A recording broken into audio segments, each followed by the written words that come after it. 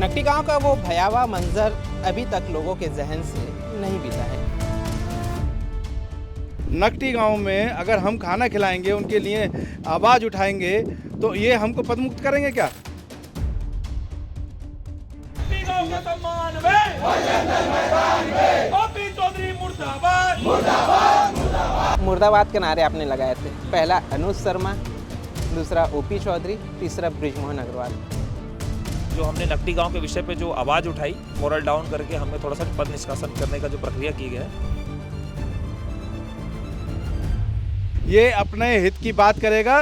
ये राजनीतिक संगठन हो गया है कि जो बजरंगी है उसको कोई निकालने वाला पैदा नहीं हुआ है कि एक भी हमारी अनुशासनहीनता बता दें, आपकी जूती और हमारा सर होगा, नहीं तो फिर इसके उल्टा आप समझ लें। उल्टा क्या होगा, बस इतना उल्टा बताइए। वही है, फिर हमारा जूता उनका सर होगा।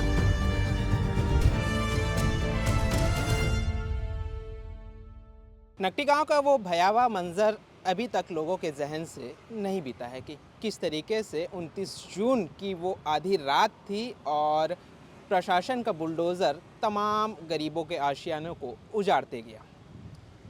उसके बाद जो है प्रदेश में विरोध की लहर दौड़ पड़ी और एक एक करके तमाम जो पार्टियां हैं उन्होंने विरोध शुरू कर दिया। लेकिन एक विरोध जो है इसी बीच ऐसा भी हुआ जिसे सभी ने देखा और उस विरोध ने सभी को अपने तरफ आकर्षित कर लिया। भाजपा की बी टीम कही जाने वाली बजरंग दल जो है खुद सरकार के इस फैसले के खिलाफ जो है सड़कों पर उतर आई और विरोध प्रदर्शन शुरू हो चुका था। लेकिन किसी को पता ये नहीं था कि इस विरोध से जो है लोगों को फ़ायदा नहीं होगा, बल्कि बजरंग दल के तमाम नेताओं को निष्कासित कर दिया जाएगा उनके ही पद से। बजरंग दल के तमाम नेता, विश्व हिंदू परिषद के तमाम नेता इस वक्त हमारे साथ मौजूद हैं। सीधे उनसे बातचीत करते हैं। बजरंग दल के जिला संयोजक रह चुके विजयन जी से सबसे पहले बात करेंगे। विजयन जी, ये चमत्कार पहली बार देखने के लिए मिल रहा है कि बुराई के खिलाफ आप उतरे और आपको अच्छाई मिलने की वजह बुराई ही मिला। जी ऐसा कुछ नहीं है। इससे पहले भी हज़ारों बार इस तरह की घटनाएं प्रदेश में, देश में हो चुकी है। जब जब आप एक बड़ा आंदोलन खड़ा होता है, आप आवाज़ उठाते हैं, तो कहीं ना कहीं एक अच्छाई भी होती है कि एक जनमानस का विषय था, लोगों तक ये हमारी बातें पहुंची और इतना बड़ा विषय हुआ। और दूसरे दृष्टिकोण से देखा जाए तो जो कुछ बैठे हुए थे तथाकथित लोग, जिन्हें ये चीज़ पसंद नहीं आई, उनके लिए ये चीज़ नुकसान हुआ और उन्होंने हमें पदमुक्त किया, जिससे हमें कोई प्रकार का आपत्ति नहीं है, क्योंकि हमने किसी प्रकार का कोई गलत कृत्य नहीं किया है। एक हिंदू, आपकी बात को मैं रोक रहा हूँ। तथाकथित से मेरा जो ध्यान है ना, 2-3 नामों पर जाता है। मुहर आप लगाइएगा जिनके मुर्दाबाद के नारे आपने लगाए थे। पहला अनुज शर्मा, दूसरा ओपी चौधरी, तीसरा बृजमोहन अग्रवाल। कहीं ऐसा तो नहीं कि इन्हीं की मिलीभगत, इन्हीं की साठगांठ ने आपको आपके पद से मुक्त कराया? जी देखिए, इनका हमारे संगठन में डायरेक्ट इन्वॉल्वेशन नहीं है, इनडायरेक्ट इन्वॉल्वेशन होगा। और अगर इन लोगों ने फ़ोन लगा करके अगर इसी प्रकार का करवाया होगा तो आज नहीं तो कल बात सच सामने आएगी और आपके मीडिया के माध्यम से बात सबको पता चलेगा। लेकिन ऐसा कुछ नहीं है। मुझे ऐसा लगता है कि जो हमने नकटी गांव के विषय पे जो आवाज़ उठाई, तो इसके लिए हमको थोड़ा सा मोरल डाउन करके हमें थोड़ा सा पद निष्कासन करने का जो प्रक्रिया की गई है। जी, छत्तीसगढ़ में तो सुशासन की सरकार कही जाती है। क्या सुशासन का यही एक चेहरा है कि आप सच्चाई के खिलाफ किसी के हित के लिए आवाज़ उठाओ तो आपको दबाया जाएगा? जी देखिए, सुशासन बोलने से नहीं होता, करने से होता है। अब देखिए, यही भारतीय जनता पार्टी के लोग लगातार प्रेस कॉन्फ्रेंस लेकर के बोल रहे हैं। पहले सांसद जी बोलते हैं कि नकटी गांव नहीं टूटेगा, मेरे अधिकारियों से बात हो गई। दूसरे दिन आप देखेंगे गांव टूट गया। उसके बाद जब ओपी के नाम से जब नारे लगने चालू हुए तो उनका बयान आता है कि ये राजस्व का मामला है। उसके बाद आप देखेंगे फिर एक बयान आता है कि 2022 में ये चीज़ कांग्रेस पारित की। उसके बाद आप देखेंगे चौथा बयान आता है कि वहाँ पे जितने 80 जो हिंदू परिवार है जिनका घर टूटा, 84 हिंदू परिवारों का, उनमें से 47 लोगों का पहले से उस गांव में घर था। तो मैं आपके चैनल के माध्यम से जो बार बार प्रेस जारी करके ये बात बोल रहा हूँ, उनसे पूछना चाह रहा हूँ। सबसे पहली बात, छत्तीसगढ़ के इतिहास में कभी भी 1000 बार भी अगर चौड़ीकरण हुआ है तो कभी भी विस्थापन होने के बाद घर नहीं दिया जाता। अगर उन 80 में से 45 परिवार के पास वहाँ पे घर था तो आप उनको फ्लैट क्यों दिए? आपको फ्लैट देने की आवश्यकता क्यों पड़ी? कहीं ना कहीं आपके मन में डर था, संकोच था, आपको वहाँ पे विधायक निवास बनाना था इसलिए। और अभी मेरे को पता चला कि विधायक जब बनते हैं तो विधायक बनने के बाद जब विधायक निवास मिलता है तो वो मात्र 10 से 15 रुपये स्क्वायर फीट में मिलता है। इसीलिए आप देखेंगे सत्ता पक्ष हो या विपक्ष हो, दोनों मौन धारण किए हुए हैं और जो कुछ थोड़े मोड़े लोग जो विरोध कर रहे हैं उनको अपनी राजनीतिक रोटियां सेकना है, थोड़े समय के लिए हाईलाइट होना है, उसके बाद कुछ नहीं। अगर उनको सच में इस विषय को उठाना था तो लगातार आंदोलन करते, विरोध करते। आज ग्रामवासी आज भी विरोध कर रहे हैं, उनके साथ कंधे से कंधा मिला के खड़े होते, तब हम मानते कि आप लोग को सच में समस्या हुई है। जी अच्छा, नकटी गांव में आप बोल रहे हैं कि विधायक कॉलोनी बनना था, हम सबको ये पता है कि वहाँ विधायक कॉलोनी बनना था, लेकिन सुप्रीम कोर्ट का एक निर्देश है, वो निर्देश मैं पढ़ करके बता रहा हूँ कि चारागाह की ज़मीन को जो है कृषि, आवास या किसी अन्य व्यवसाय के लिए नहीं दिया जाना चाहिए। तो या फिर वहाँ पर जो पूर्वज जो हैं जिन्होंने दान किया है उनके ही वंशज जो है वहाँ पर रहेंगे। तो ये कैसा चमत्कार है छत्तीसगढ़ का कि छत्तीसगढ़ की सुशासन वाली सरकार का कि उसे ही ये नियम नहीं पता है। जी देखिए, नियम नहीं है। नियम ऐसा है कि 2007 में जब नया रायपुर गठन हो तो उस समय एक नियम आया था कि जब नया रायपुर बनेगा उससे 3 किलोमीटर के रेडियस को जो रेरा है जो वो उस एरिया को एक्वायर कर सकती है, अपने हिसाब से उसको कुछ भी कर सकती है। लेकिन जब 2022 में ये जब पारित किया गया नकटी गांव को विधानसभा के विधायक भवन बनाया जाएगा, उस समय उससे पहले भी वहाँ पे मकानें थी। सरकार से इस समय ये गलती हुई कि इस बार जो ग्रामवासी थे, मैं आपको पहले भी बता रहा हूँ कि छत्तीसगढ़ में 1000 बार चौड़ीकरण हो चुका है। ये जिस रोड में हम लोग खड़े हैं नेशनल हाईवे 6, यहाँ पे 3 बार 2 से 4 बार चौड़ीकरण हो चुका है, लेकिन कभी इतना विरोध प्रदर्शन हुआ क्या? नहीं हुआ। इस बार सरकार से गलती हुई कि ग्रामवासियों को अपने भरोसे पर नहीं ले पाई। दूसरा, जो उनको विस्थापन दिया गया उस स्थान से 20 किलोमीटर दूर गया। अब भाई जिसकी रोजी रोटी है, जो स्कूल आना जाना, वो कैसे करेंगे? और गांव वाले हर गांव में अब अभी भी आज भी छत्तीसगढ़ के प्रत्येक गांव में जाएंगे, हर गांव में मवेशी मिलेंगे, गाय, भैंस, बकरी सब मिलेंगे। तो उनके मवेशियों का कुछ व्यवस्थापन हुआ क्या? नहीं हुआ। वहाँ पे जो मंदिरें थी उतने बड़े इलाका में 45 एकड़ खेत में 2 मंदिरें थी, उनका व्यवस्थापन हुआ क्या? नहीं हुआ।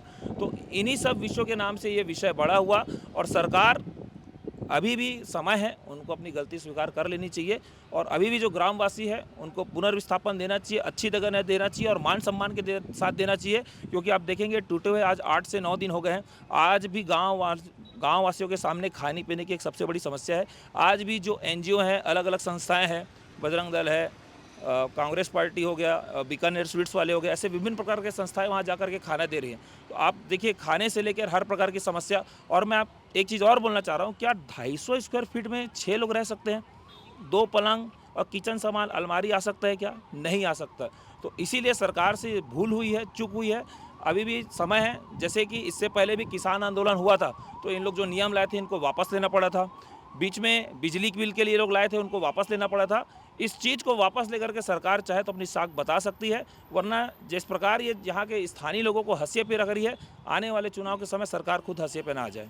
विजेंद्र वर्मा को क्या नकटी गांव के रहवासियों का, नकटी गांव के ग्रामीणों का साथ देने की सज़ा मिली है या फिर तोहफा मिला है? क्योंकि एक तरफ जहां नकटी गांव हमें अक्सर जो है अभी विरोध कर रहा है, तो वहीं दूसरी तरफ जो है विधायक अनुज शर्मा ये कह रहे हैं कि नकटी गांव के लोगों से वो पहले भी मिले थे और उन्हें पहले भी जो है विस्थापन की पूरी प्रक्रिया बताए थे। क्या लगता है विजेंद्र वर्मा को सज़ा मिली है या तोहफा मिला है? ये देखिए, मेरे लिए तो ये तोहफा है, सज़ा नहीं है। क्योंकि जो होता है अच्छे के लिए होता है, जो होगा अच्छा होगा और आगे भी अच्छा ही होगा। और रहा सवाल अनुज शर्मा जी का, तो अनुज शर्मा जी से मैं दोनों हाथ की 10 उंगलियों को जोड़ कर नमस्कार करता हूँ और विनती करता हूँ कि आप कुछ मत कीजिए। जहाँ बिजली नहीं है, लाइट नहीं है, वो डब्बा जो रूम है, आप अपने सिर्फ जो आपका जो एक PSO, आपका ड्राइवर और आपका एक PA, ये 4 लोग सिर्फ उस 24 घंटा उस घर में रह के दिखा दीजिए, हम समझ जाएंगे कि आप नकटी के गांववासी लोग से आप बात किए थे। योगेश जी, मेरा सवाल आपसे भी है, आपको भी पद मुक्त किया गया है, किस तरीके से अब आप जो है ग्रामीणों के साथ खड़े रहेंगे? क्योंकि पहले तो बजरंग दल या विश्व हिंदू परिषद के साथ आप थे, उसके जो हैं आप सदस्य हुआ करते थे, लेकिन अब आप लोगों को पद मुक्त कर दिया गया, तो किस तरीके से अब उनका साथ आप देंगे? जी, पहले हम परमिशन लेके काम करते थे और आप देख सकते हैं हमने जितने भी काम किए हैं सब निस्वार्थ भाव से किए हैं। और हमारे कार्यकाल में, हम दोनों के कार्यकाल में एक भी ऐसा कार्य नहीं है कि कोई 1 रुपये का भी हम पे लाछन लगा सके कि हम कहीं से फिरौती मांगे हैं या किसी को प्रताड़ित किए हैं, वो कहीं नहीं आपको दिखेगा। इन लोगों ने किस आधार पे हम लोगों को अनुशासनहीनता बता के जो निकाला है ना, ये उनका दुर्भाग्य है कि उन्होंने हमको ऐसा गिफ्ट दिया। और दूसरी बात नकटी गांव की रही, नकटी गांव में अगर हम खाना खिलाएंगे, उनके लिए आवाज़ उठाएंगे, तो ये हमको पदमुक्त करेंगे क्या? आज छत्तीसगढ़ में रह के, छत्तीसगढ़ का खा के, छत्तीसगढ़ के माटी में रचे बसे होके और छत्तीसगढ़ के लिए आवाज़ नहीं उठाना, तो ये कायरता नहीं है तो क्या है? आज यही कायरता संगठन ने दिखाई है और आज पूरे छत्तीसगढ़ से यही आवाज़ आ रही है कि ये जो संगठन है ये हिंदुत्ववादी संगठन नहीं है, ये अपने हित की बात करेगा, ये राजनीतिक संगठन हो गया है। और मैं कहीं ना कहीं अपने छत्तीसगढ़ वासियों से सहमत हूँ, क्योंकि आज हम छत्तीसगढ़ की आवाज़ उठाने वाले, धर्मांतरण की आवाज़ उठाने वाले, लव जिहाद की आवाज़ उठाने वाले, लैंड जिहाद की आवाज़ उठाने वाले, सब चीज़ की आवाज़ उठाने वाले और धरातल पे काम करने वाले लोगों के साथ जब ये ऐसा छल कर सकते हैं, बिना सूचना के हमको पदमुक्त कर सकते हैं, तो आप सोचो जो भोले भाले कार्यकर्ता है, जो छत्तीसगढ़ या कार्यकर्ता है, उसका क्या होगा? उसको तो यही नहीं पता होगा कि उसके साथ हो क्या गया। तो ये जो इन्होंने हमारे साथ खेला किया है, ये खेला हमारे साथ नहीं, ये खेला संगठन के साथ हो गया है। और आज पूरा यूथ, पूरा छत्तीसगढ़ या पूरा हिंदुत्व हमारे साथ है, हमारे विचारों के साथ है। हमारी सेवा जो हम किए हैं, आज तक जो सेवा किए हैं धरातल पे, आज वो जानता है कि हम अच्छा कार्य किए हैं और अच्छे कार्य करने वालों के साथ कार्यकर्ता रहता है। और कार्यकर्ता जहाँ होता है, संगठन भी वहीं होता है। जी। अच्छा, छत्तीसगढ़ में तो सुशासन की सरकार है, कहती है कि गरीबों की सरकार है। क्या लगता है कि गरीबों के आशियाने उजाड़ने वाली गरीबों की सरकार हो सकती है? और जिस तरीके से आप लोगों को अनुशासनहीनता का एक तोहफा मिला है, तो क्या लगता है कि ये वाकई गरीबों की सरकार है? देखिए, सुशासन की सरकार कैसे है ये बताइए आप।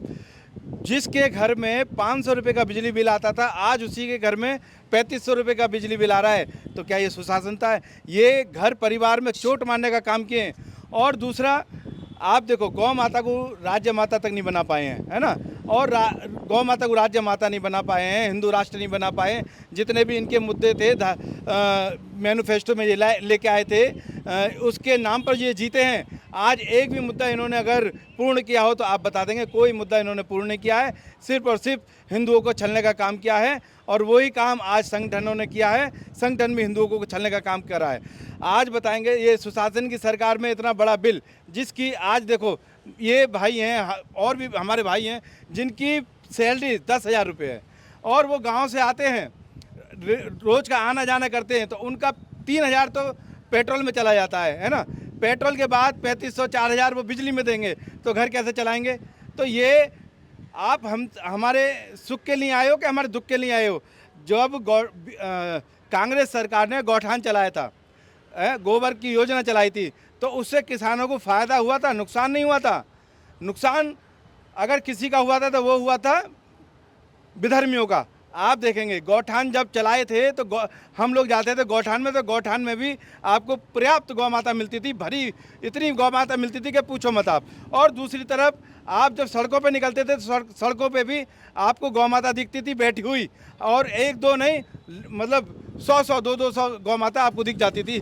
और आज की सरकार ने यानी कि गौ माताओं के लिए अच्छा किया था और बीजेपी की सरकार ने वो कुछ नहीं किया, कुछ नहीं। आज हाँ, वही बोल रहा हूँ मैं, आज वही गौ माता, आज आप गौठान बंद हैं, गौठान विलुप्त प्रदेश है आज हमारा, वो गौ माता कहाँ गई? आज जब सड़कों पे जाते थे, अगर गौठान बंद है तो वो सड़कों पे होनी चाहिए, सड़कों पे भी गौ माता नहीं है तो गौ माता कहाँ गई? तो ये जो खेला चल रहा है ना, ये बहुत बड़ा खेला है। आज हिंदुत्व इसको समझ गया है। कांग्रेस राज्य में कम से कम गौ माता सुरक्षित थी, चाहे रोड में थी तो सुरक्षित थी। आज तो गौ माता ही नजर नहीं आ रही है, कहाँ है? और आने वाले समय में ऐसा होगा कि गौ माता को देखने वाले तरस जाएंगे, गौ माता को रोटी खिलाने वाले तरस जाएंगे, गौ माता आपको नहीं दिखेगी। सिर्फ गौ माता हम बोलेंगे कि एक गौ माता। जी। लेकिन जब भी चुनाव आता है, बीजेपी अक्सर गौ माता के नाम पर, राम मंदिर के नाम पर और इसी सब चीज़ों को लेकर के तो चुनाव लड़ती है। चुनाव के समय में बड़े बड़े वादे भी किए जाते हैं। ओपी चौधरी का जिस तरीके से जिक्र हो रहा था, तो मुझे एक उनके चुनाव का एक किस्सा भी याद आ गया कि केंद्रीय गृह मंत्री अमित शाह जी आए हुए थे और उस समय एक वीडियो बड़ा वायरल हो रहा था कि आप ओपी चौधरी जी को जिताइए, फिर देखिए कि किस तरीके से मैं उनका कद बढ़ाता हूँ। नहीं, देखिए ये राजनीतिक चीज़ों पे, राजनीतिक दाव पेचों पे हमको फंसना नहीं है, क्योंकि हमारा काम है सिर्फ धर्म का और हम लोग हिंदू फैक्टर नहीं में तो काम करते हैं। मेरा मेरा सवाल ये है कि क्या उनका कद बढ़ा है वाकई, क्योंकि जिस तरीके से आप लोग के ऊपर अनुशासनहीनता की कार्रवाई हुई, तो क्या उनका कद वाकई इतना बढ़ गया कि एक फ़ोन से जो है आप लोगों के ऊपर कार्रवाई हो रही है? देखिए इसका बहुत अच्छा उदाहरण दे रहा हूँ आपकी चैनल के माध्यम से, और पूरी मीडिया और जो आप जितना आपके व्यूअर समझ जाएंगे। बृजमोहन अग्रवाल जैसा कद्दावर नेता जो 40 साल से शासन में बैठा है, उसके सामने राजधानी बनी, उसके सामने रायपुर के 7 विधानसभा बने, वो जितने भी यहाँ रायपुर का आज नेता है उसके सामने पैदा हुए, आज उनको साइडलाइन कर दिया गया है। आज उनको साइडलाइन कर दी गई, उनकी बात काटी जा रही। तो इससे जनता समझ सकती है कि कौन पावरफुल में और कौन पावर पे नहीं है। मतलब एक तरीके से देखा जाए तो बृजमोहन अग्रवाल जी का भी फ़ोन जा सकता है आप लोगों के ऊपर, जो कार्रवाई हो उसको लेकर? नहीं, बृजमोहन भैया बहुत ही सुलझे हुए व्यक्ति हैं, उनका कभी हमारे खिलाफ नहीं जाएगा तो फ़ोन। मैं दो नाम और बता रहा हूँ, 2 नाम और ले रहा हूँ, ओपी चौधरी या फिर अनुज शर्मा। देखिए अनुज शर्मा जी हैं, वो अगर करते हैं, आज देखो पूरे छत्तीसगढ़ की जनता आज देख रहे हैं कि ये जो आप बोल रहे हो ना कि ये इनका कद बड़ा है कि या घटा है, आप देखेंगे एक एक छत्तीसगढ़िया के मुंह पर इनके लिए जो सम्मान झलक रहा है वो आप समझ सकते हैं। एक एक छत्तीसगढ़िया के मोबाइल में, व्हाट्सएप में और उनके पेज में आप उनके लिए जो सम्मानजनक बात देख रहे हैं, वो जो कद बढ़ा है आप उस चीज़ को समझ सकते हैं। तो इनका कद बढ़ा है और ऐसा कद इनका बढ़ता रहे और छत्तीसगढ़िया अपना काम करता रहे। और छत्तीसगढ़ में छत्तीसगढ़िया हित की अगर कोई बात करेगा, उनके हक की अगर कोई बात करेगा तो वो है छत्तीसगढ़िया। और मतलब ओपी चौधरी जी का नाम आप नहीं ले रहे हैं, तो क्या ऐसा है कि ओपी चौधरी जी का पूरा योगदान होगा आप लोगों को संगठन से निकलवाने के उस पे?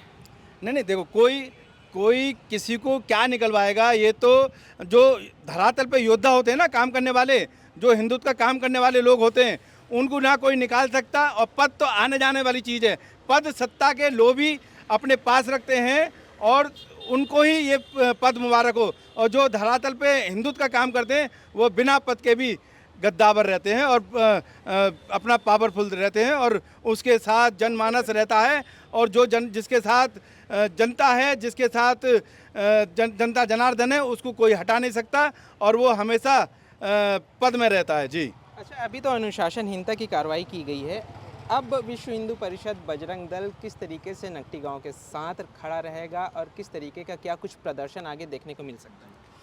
देखिए, ये तो हमने ना अभी सेवा, सुरक्षा और संस्कार का सिर्फ अपना काम किया था। अब आगे देखेंगे इतना ज़बरदस्त आंदोलन हम लोगों के द्वारा, किसके द्वारा? हम लोगों के द्वारा। और हमारे अंदर बजरंगी हैं और सदा रहेंगे। हमारे अंदर के जो बजरंगी है उसको कोई निकालने वाला पैदा नहीं हुआ है। और यही बजरंगी आज देखेंगे नकटी गांव के लिए जो आवाज़ उठाने वाले हैं। अभी हम एक बैठक करेंगे, उस बैठक के बाद नकटी गांव के लिए जो आवाज़ उठाएंगे वो पूरे विश्व नहीं, पूरे वर्ल्ड में गूंजेगी। जी, नकटी गांव वालों को मतलब कि घर आप दिला करके रहेंगे? कोशिश पूरी है और हम चाहते हैं कि उनका हक मिले, क्योंकि वो किसी की जगह नहीं रहते हैं। वो अपने दाई दादा के और पुरखों की जगह पे आशियाना बना के रह रहे थे। आज देखेंगे उनका घर किस समय पे तोड़ा गया है। उनका घर जिस समय पे तोड़ा गया है कि जब बूंदें पड़ती हैं और उस बूंदों को बचाने के लिए बड़े बड़े बंगले वाले वो उनकी मरम्मत कराते हैं कि एक बूंद उनके घर के आंगन में ना पड़े।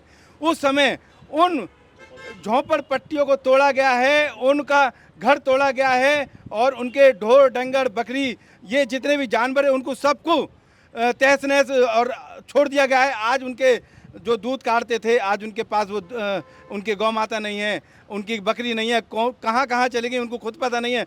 आज उनका जो नुकसान हुआ है, आज उसके नुकसान की भरपाई ये सरकार तो क्या, कोई सरकार नहीं कर पाएगी। आज इन्होंने छत्तीसगढ़ी अस्मिता के साथ खिलवाड़ कर दिया है और ये खिलवाड़ का इनको बहुत बड़ा गिफ्ट मिलने वाला है आने वाले समय में। एक अंतिम सवाल, जिन्होंने आपके ऊपर अनुशासनहीनता की कार्रवाई की, हमारे चैनल के माध्यम से अगर उन्हें आप 2 शब्द कह दें तो? जी, अगर छत्तीसगढ़ी सेवा करना अनुशासनहीनता है और छत्तीसगढ़िया लोगों के हक में आवाज़ उठाना अनुशासनहीनता है, तो ये अनुशासनहीनता हम आजीवन अपने साथ लेके रहेंगे और अपने साथ जीवन भर तक जब तक हैं जीवन तब तक रहेंगे, मर भी जाएंगे तब भी वो अनुशासनहीनता हमारे अंदर रहेगी। और हम उनको बोलना चाहेंगे जिन्होंने हमको अनुशासनहीनता कहा है कि एक भी हमारी अनुशासनहीनता बता दें, आपकी जूती और हमारा सर होगा, नहीं तो फिर इसके उल्टा आप समझ लें। क्या होगा उसके उल्टा का? अब आप आए हैं वो जनता जनार्दन है, समझदार है, उनको पता है नहीं, कि तो उल्टा क्या होगा, बस इतना उल्टा बताइए। वही है, फिर हमारा जूता उनका सर होगा और क्या होगा, यही होगा। क्योंकि हिंदुत्व का काम करने वाला कभी डरता नहीं है, ना कभी झुकता है, और तुम हमको झुका नहीं सकते, हमारे अंदर के हिंदुत्व को नहीं डिगा सकते। और हम अपने स्वतंत्रता से काम करते आए हैं, स्वतंत्र से काम करेंगे और हिंदुत्व के लिए काम करेंगे और हिंदुत्व के लिए जिए, हिंदुत्व के लिए मरेंगे। जय श्री राम। अच्छा, एक अंतिम सवाल आपसे भी है मेरा। अगर फिर से आपको दोबारा संगठन की तरफ से कॉल आता है कि दोबारा आप ज्वाइन कर लीजिए, तो क्या आपकी टीम वापस जाएगी? जी देखिए, आत्मसम्मान स्वाभिमान नाम की भी कोई चीज़ होती है, हमारे निकालने की एक प्रक्रिया होती है। जैसे कि हमको बुला करके एक हफ्ते या तो नोटिस मांगा जाता है, या हमको समझाया जाता, या हमको एक समय दिया जाता है कि आपको 15 दिन 20 दिन बाद हम आपको निकालेंगे। ये एक प्रक्रिया होती है। लेकिन जिस प्रकार से व्हाट्सएप में मैसेज किया गया है, हमारा भी कुछ मान सम्मान है, सेल्फ रिस्पेक्ट है, तो अब अगर वापस आएगा भी तो हम टीम के लोग को मैं पहले ही बोल चुका हूँ कि आप लोग को संगठन का कार्य करना है, मैं अभी टीम का हिस्सा नहीं रहूँगा करके। अच्छा, अभी जैसे आप टीम के हिस्सा नहीं हैं, तो क्या आने वाले समय में फिर कोई दूसरा टीम यहाँ पास खड़ा करने का इरादा, कोई दूसरा टीम बनाने का विचार कुछ है क्या? जी देखिए, हम लोग पहले भी संगठन में जुड़े नहीं थे। 2015 से मैं लगातार धर्म का कार्य करते हुए आ रहा हूँ। इसी कार्य को देखते हुए संगठन में मुझे बुलाया गया था, और पहले प्रखंड संयोजक, फिर जिला सह संयोजक, फिर जिला संयोजक। मात्र 5 साल के कार्यकाल में मेरे जिला संयोजक बन गया, 3 साल के कार्यकाल में जिला संयोजक बन गया। आने वाले नवंबर में मेरे को 5 साल होता संगठन में कार्य करते हुए। तो संगठन में रहूँ ना रहूँ, हिंदुत्व का काम करते रहूँगा, धर्म का कार्य करते रहूँगा। सवाल ये था कि क्या दूसरा संगठन यहाँ पास देखने के लिए मिल सकता है कि विजेंद्र वर्मा कहीं अध्यक्ष के पद पर बैठे हों, ऐसा कुछ मिल सकता है कि आपके नीचे कुछ कार्यकर्ता हों जिससे आपको निकाले जाने का भी खतरा ना हो, कहीं भी आप आवाज़ उठा सकें? नहीं देखिए, जैसा भी होगा, अभी हम जो हमारी टीम है, हम टीम के साथ अभी एक मीटिंग करने वाले हैं, उसके बाद उसमें निर्णय लेंगे कि आगे क्या करना है। बिल्कुल, तमाम विश्व हिंदू परिषद बजरंग दल के तमाम जो कार्यकर्ता जो पूर्व के थे, उनकी बातों का आपने सुना और तमाम चीज़ों को आपने जाना कि किस तरीके से नकटी गांव की आवाज़ उठाने के लिए इन्हें एक अनुशासनहीनता की कार्रवाई झेलनी पड़ी। बहरहाल अब देखने वाली बात यह होगी कि आगे क्या ये नई टीम नया संगठन बनाते हैं या फिर उसी संगठन में फिर से एक बार विलय होता है।